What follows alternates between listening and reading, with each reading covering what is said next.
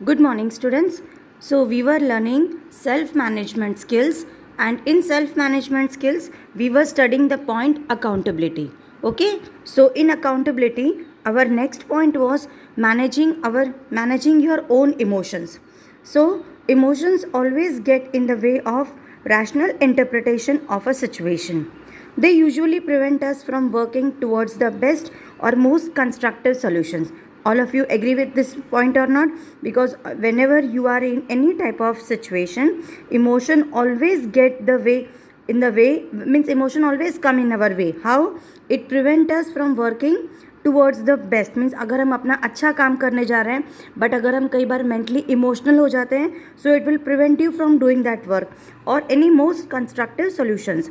Often people either over express their feelings मतलब they show excessive anger मतलब बहुत ज़्यादा गुस्सा हो जाना या बहुत ज़्यादा किसी भी चीज़ के लिए पैसिव होना. ठीक है. और सब या फिर ऑन द कॉन्ट्रेरी और suppress their feelings to cope with the solution.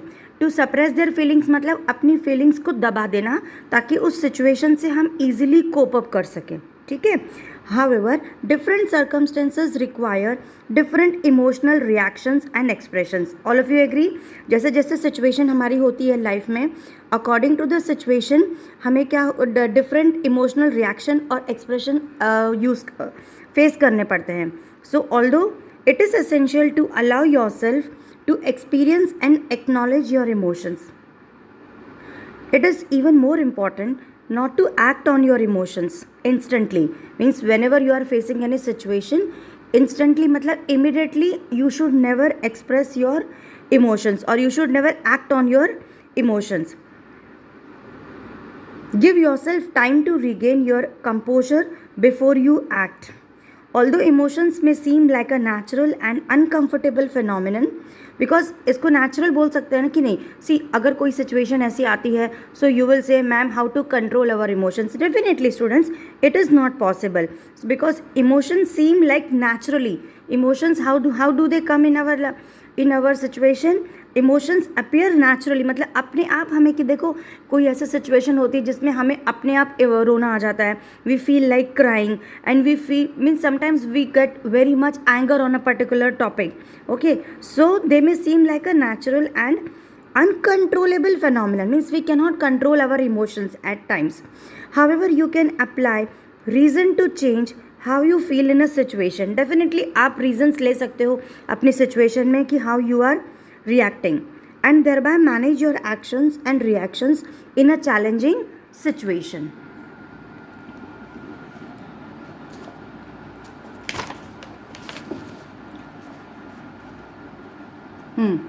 So to apply reason ask yourself some questions. कौन कौन से क्वेश्चंस? जैसे what should I do in this situation? Does this action help in fixing the problem? See children, it's not very easy. Whenever we are in any particular situation, it is written that we should ask our mind these questions, but at times it's not possible. But genuinely you should follow this. कोई भी situation हो, so to apply any reason you should ask yourself these questions. What should I do in this situation? Does this action help in fixing the problem? इसका मतलब कोई ऐसी situation आपके पास आती है in that you are not able to think और you are not able to understand what to do. So you should put a question in your mind कि मुझे ऐसे सिचुएशन में क्या करना चाहिए या फिर मेरे ऐसे करने से क्या ये प्रॉब्लम सॉल्व हो जाएगी. Does this action help in fixing the problem मतलब मेरा कोई एक्शन ऐसा होगा क्या उससे ये प्रॉब्लम फिक्स हो सकती है क्या? This is the meaning. How will my action affect me मतलब मैं अगर कोई एक्शन लेता हूँ ऐसे सिचुएशन में तो वो मुझ पर कैसे अफेक्ट होगी and how it will affect the other people. How it will affect my bigger and long term goal. Sometimes we are doing some actions which affects our long term goal also.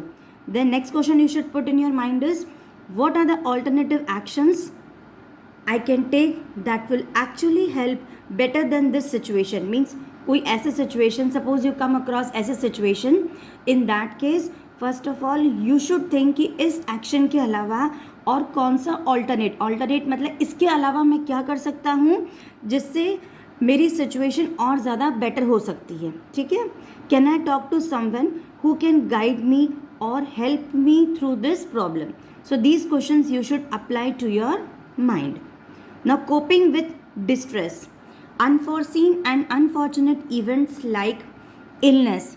Unfortunate situation सबकी life में आती है, illness होता है जैसे, या फिर मान लो आपको कोई इंजरी हो गई है, या फैमिली में किसी की डेथ हो गई, या फिर कोई और ट्रेजेडी आपके साथ हो गई है.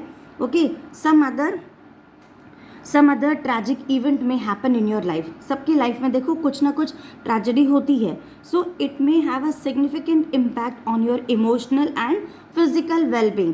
देखो, if you are ill, okay, अगर आपकी फैमिली में किसी की तबीयत खराब है, और या फिर आपको मान लो चोट लग गई या कोई इंजरी हो गई, या not to say but suppose in your family if any member और if in your relative any member, किसी मेंबर की डेथ हो गई है, so what will happen on that particular time, your emotional and physical wellbeing के बहुत ज़्यादा उस पर इम्पैक्ट पड़ता है. ठीक है. So what you should do, find a suitable coping mechanism in such circumstances. ऐसे सिचुएशन में ये नहीं कि उदास होकर बस बैठ जाएं, keep on thinking what has happened, because whatever has happened that is not going to come back.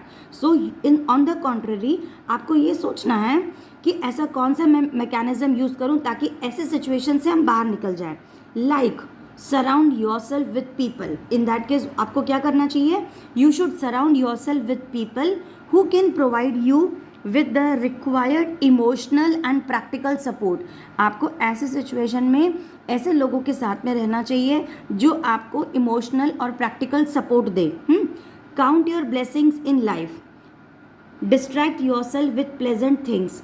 Indulge your self in any physical activity. उस समय आप किसी भी फिजिकल एक्टिविटी में एंगेज हो जाओ, चाहे कोई आप ड्राइंग कर रहे हो या फिर आपकी कोई और एक्टिविटी हो जो आपकी हॉबी हो, which is putting you in a proper interest और proper attention you are giving. Okay. On others, draw attention on others experience to pull yourself out from the depressing situation. तो उस depressing situation से बाहर निकलने के लिए you should do all this things. Now the last topic in this chapter is children positive results of self management. अब self management के बारे में मैंने पढ़ा दिया. अब इसके positive results क्या होते हैं देखो. self management is an essential skill for everyone. essential skill for everyone means what, हर किसी के अंदर ये गुण होना चाहिए self management. क्यों? Because it teaches you to be productive. आपको ये प्रोडक्टिव बनाता है. सी चिल्ड्रन, प्रोडक्टिव का मतलब हम कुछ अच्छा काम करें, ये समझ लो. यहाँ पे प्रोडक्टिव का क्या मीनिंग है, you are doing something good. मेरे लिए प्रोडक्टिव टाइम क्या होगा कि मैं अपने टाइम को वाइजली यूज़ करूँ. Means I am doing my house hold work, I am doing proper lesson plan, I am taking proper classes. ठीक है, ये मेरे लिए प्रोडक्टिव वर्क हो गया. अनप्रोडक्टिव वर्क क्या हो गया, I am simply wasting my time in going for holidays, in watching movies, और मेरा काम सारा पड़ा है, उसको बोलते हैं अनप्रोडक्टिव वर्क. और एज अ स्टूडेंट आपके लिए प्रोडक्टिव वर्क क्या हो सकता है, you should utilise your time in doing some good work. अब देखो, गुड वर्क का मतलब ये नहीं होता है कि खाली पढ़ाई करनी है. It's not necessary. I am not telling you productive means keep on studying throughout the day. No. Whenever I use the word productive means you should use your time very wisely. मतलब कोई उस time को किसी अच्छे काम के लिए use करना. पढ़ाई तो करना ही है, नो डाउट. ज़रूरी नहीं है थ्रू आउट द टाइम आप पढ़ोगे. मीन्स आपको ये नहीं कि कंटिन्यूस मोबाइल पे बैठ के गेम खेलना है तो आप अपना टाइम किल कर रहे हो. You should use your time in doing some good activity. Good activity means in doing your hobby, in helping their mother or father in your household chores, or doing any sport activity, or doing any drawing and craft activity. So that is the meaning of what productive. No matter what the circumstances are, कोई भी circumstances कैसे भी हो, but you should be very productive. Then only आप बोल सकते हो कि you are having a positive impact on yourself of self management. self management का in simple words अपने आप को अच्छे से मैनेज करना किसी भी सिचुएशन में. सी एज वी ग्रो, जैसे जैसे हम बड़े होते हैं, तुम लोग तो अभी बच्चे हो, स्टूडेंट हो, ठीक है. As you grow the demand on our time and efforts increases from all aspects of our life. As you grow children, now you are a student, तो डिमांड जो है आपके टाइम का और एफर्ट का इंक्रीज हो जाएगा. कैसे? अभी आप स्टूडेंट हो, now your efforts are only utilised in studying. As you grow, जैसे आप बड़े हो जाओगे, you go to college, your demand will devote you towards your studies time, या फिर आपके कुछ और डिमांड होंगे. Suppose if you are joining some office और organisation, so that time your demand and efforts will keep on increasing. This pull from all directions brings excessive stress. ये सारे काम करने से क्या होगा, डेफिनेटली देखो हर किसी की लाइफ में स्ट्रेस तो होता ही है. अभी तो तुम बहुत छोटे हो, तुम्हारे लाइफ में कोई स्ट्रेस होना भी नहीं चाहिए.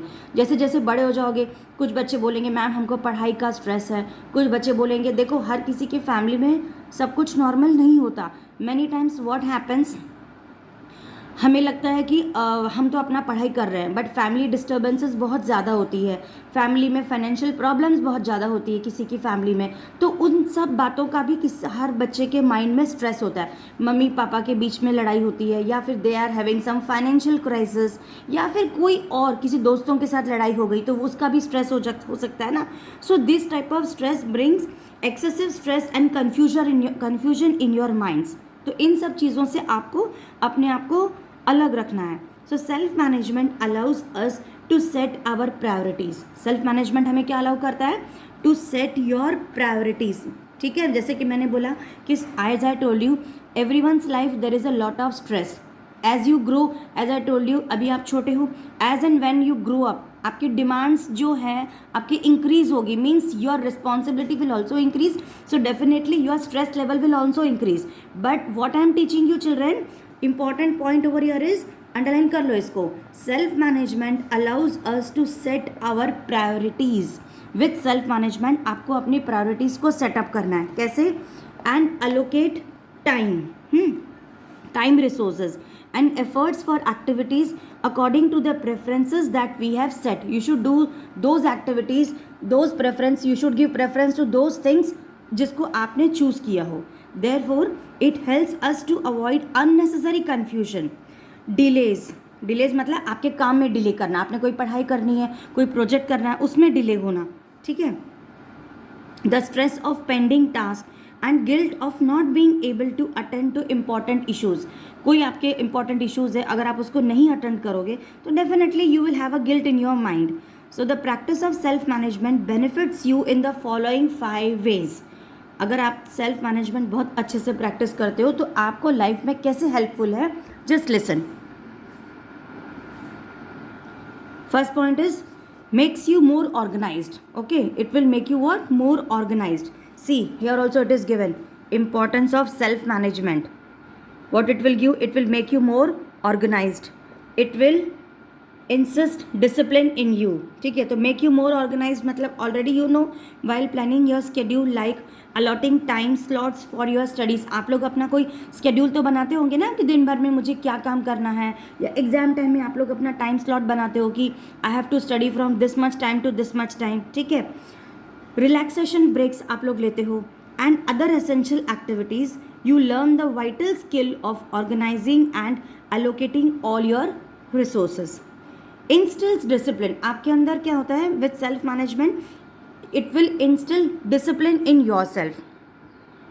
When you make a schedule and commit yourself to do it in the stipulated time, you reject other unimportant invitations from anyone else. ठीक है, आप अनइम्पॉर्टेंट जो इन्विटेशंस होते हैं ना, जो बिना ज़रूरी वाले काम है, तो आप उसको रिजेक्ट करोगे. क्यों? Because you are disciplined in your life. It happens because you are clear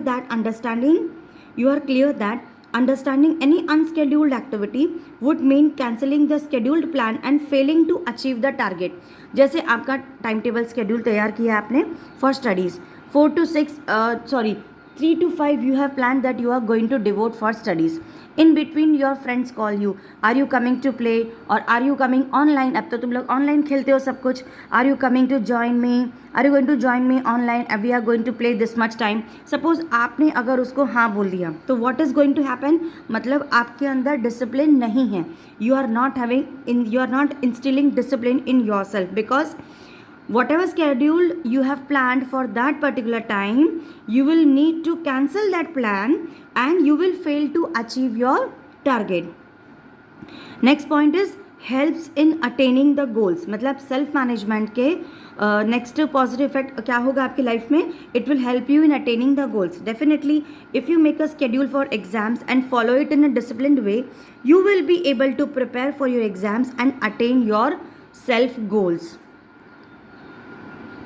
Then it will also enhance self confidence. When you set goals and achieve them, that give you the confidence to pursue more significant and more challenging goals. Self confidence in turn gives you the courage. अगर आपके पास कोई goal set है और आपने कोई plan achieve करना है, ठीक है, तो क्या होगा, उससे क्या होगा, आपके अंदर कॉन्फिडेंस आना चाहिए, क्योंकि कॉन्फिडेंस होगा तभी तो आप आगे के चैलेंजेस को एक्सेप्ट करोगे. सो चिल्ड्रन, सेल्फ कॉन्फिडेंस आपको बदले में क्या दे रहा है, it will give you the courage. आपको बहुत हिम्मत आती है ना. कई बार ऐसे होता है कि नहीं, क्लास में भी देखो, अगर आप कॉन्फिडेंट नहीं हो कोई चीज़ को बोलने में तो आप एकदम डरे डरे रहते हो. But on the contrary, if you are self confident, if you are having a lot of confidence, it will give you courage to take the initiative. wherever there is an opportunity, कहीं पर भी opportunity होगी, it will give you an courage. This cycle of initiating and achieving self goals helps you rise higher in life. ये सारी चीज़ें ना देखो अभी क्लास 9th के लिए नहीं है.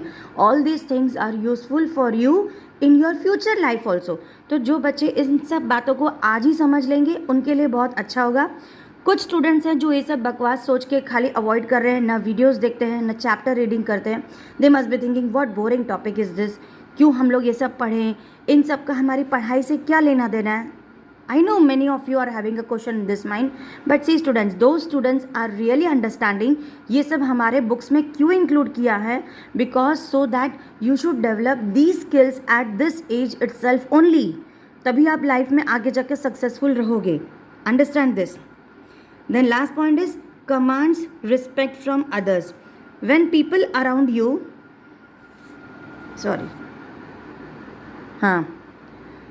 when people around you, your family, teachers, classmates and friends watch you performing to achieve good results. सब लोग आपके आसपास आपको देखते हैं ना कि आप अच्छे रिजल्ट्स अचीव कर पा रहे हो बिना कोई पुश के या बिना किसी के सुपरविजन के. कई बच्चे नहीं होते हैं, घर में कोई पढ़ाने वाला नहीं होता है, but still they are scoring very good marks.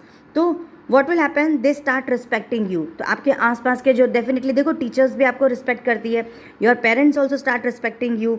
ठीक है, so your parents are teachers. your parents and teachers realize that they do not need to control और फोर्स यू. ऐसे सिचुएशन में देखो, टीचर्स हो चाहे पेरेंट्स हो, अगर कोई बच्चा बहुत अच्छा कर रहा है तो कोई उसको फोर्स नहीं करता है कि आपको ये काम करना है, या कोई उसको कंट्रोल नहीं करेगा. Because also your peers get inspired by you. और लोग भी आपसे बहुत इंस्पायर्ड होते हैं. In essence, self management skill will help you to live a more organised, stress free and a fulfilling professional and personal life. That's all I want to say children. Self management skill अगर आपके अंदर आ गया है तो what will happen in your life, you will be organized. आप लोग अपनी life में बहुत ऑर्गेनाइज्ड रहोगे. You will be stress free and you will fulfilling a professional and personal life. I know these words are very big for you. You must be, जैसे मैंने बोला, you must be wondering why teacher is teaching, what we want to do.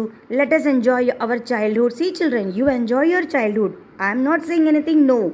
But at this age आपको ये सारी बातें समझ में आना और इन सब बातों को अपने अंदर लेना, it is very very important. So those who can take it positively, I hope they will understand my words, and those who don't want to understand, उनके लिए तो मैं कुछ नहीं कर सकती. Let them do what they want to do. Okay, so with this I am completing this chapter. Now this video is getting a little bit longer. तो इस चैप्टर के जो भी एक्सरसाइज पार्ट हैं प्लीज़ तुम लोग कोशिश करो अपने आप कर लेना, और नेक्स्ट क्लास में I will write down the answers of this. I will click the picture and I am going to send in the WhatsApp group. आप लोग अपना अपना आंसर मेरे से प्लीज़ क्रॉस चेक कर लो. Sometimes it may also happen कि I might also not be able to find out, या I might be wrong somewhere else. So in that case you can tell me, you read the chapter properly. आप chapter read करोगे so that we will verify our answers. Because ये classroom तो है नहीं कि मैं class में तुम लोगों से ओरली पूछूँ. तो I am also doing my work and you also do. अच्छा, एक और एक बात, see answer the following questions. What do you understand by the term management? जिसके आंसर्स बुक्स में दिए हुए हैं उनको आपको नोटबुक में लिखने की कोई ज़रूरत नहीं है. आप लोग एग्जाम के टाइम में ना इसको बुक से ही रीडिंग कर लें. You will study from book only. You okay. Now answer the following questions. What is self management? ये सारे answers we will write in the copy. So we will discuss this, और I will discuss this in a video in the next class. Till then, thank you for watching, and please read the chapter properly and find out the answers. Okay, take care and goodbye.